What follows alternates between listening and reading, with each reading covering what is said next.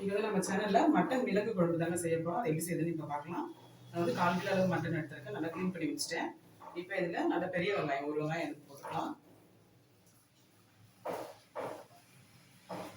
அதே மாதிரி தக்காளி வந்து ஒரே ஒரு தக்காளி எடுத்துருக்கேன். இது கூட மிளகாய் தூள் சேர்த்துக்கலாம்.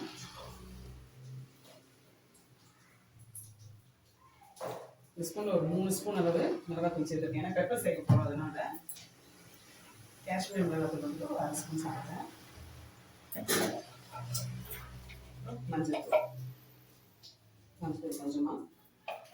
இது கூடவே இஞ்சி பூண்டு பேஸ்ட்டு ஒரு ஸ்பூன் சேர்த்துக்கிறேன்.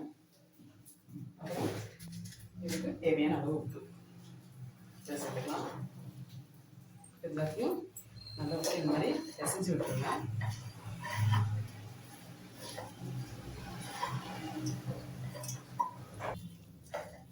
இந்த மாதிரி நல்லா பிசைஞ்சு விட்டுருங்க. ஒரு வாட்டி இந்த வெங்காயம் தக்காளி மசாலாலாம் அப்படி கடையில் ஏதாவது நம்ம தண்ணி ஊற்றி வேக வச்சிடலாம்.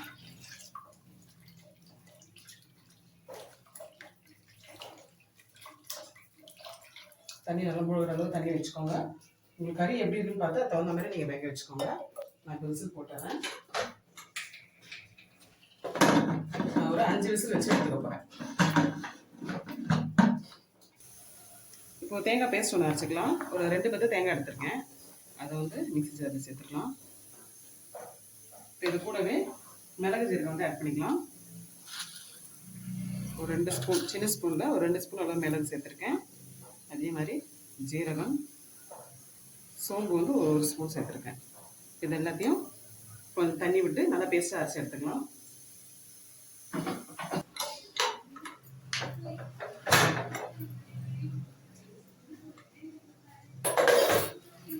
வெறும் மட்டன் நல்லா வெந்துருச்சு. இப்போ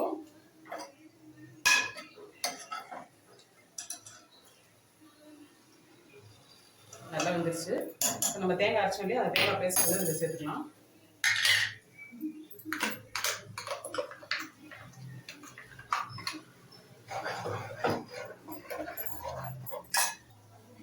தேங்காய் பேஸ்ட் ஊற்றியாச்சு. இப்போ அதிலே கொஞ்சம் தண்ணி கலந்து ஊற்றிக்கலாம்.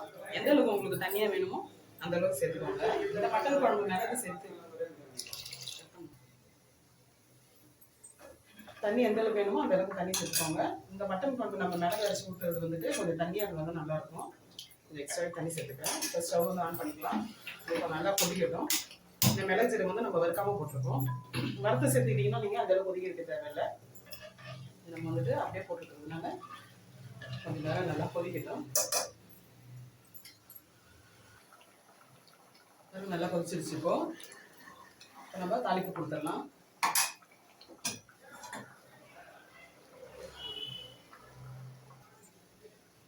தாளிக்கிறதுக்கு எண்ணெய் சேர்த்துக்கலாம்.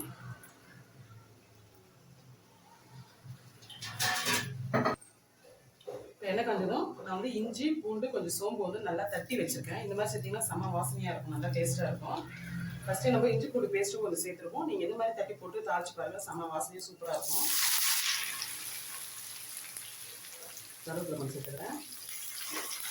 இதுலேயே கொத்தமல்லி சேர்த்துக்கிறேன். நல்லா வதக்குவோம்.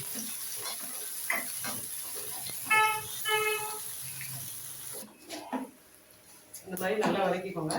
இதில் சேர்த்துடலாம்.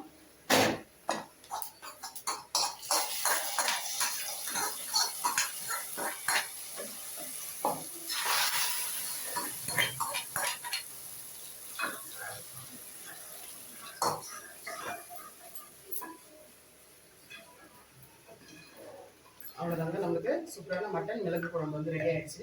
நல்லா சுட சுட இட்லி வச்சு இந்த மாதிரி குழம்பு வச்சு சாப்பிட்டு பாருங்க, அவ்வளோ சூப்பராக இருக்கும். இந்த வீடியோ எப்படி இருந்தது சொல்லிட்டு கமெண்ட் பண்ணுங்கள். இந்த வீடியோ உங்களுக்கு பிடிச்சிருந்தா லைக் பண்ணுங்கள், ஷேர் பண்ணுங்கள். மறக்காமல் தஞ்சை கிச்சன் சப்ஸ்கிரைப் பண்ணுங்கள்.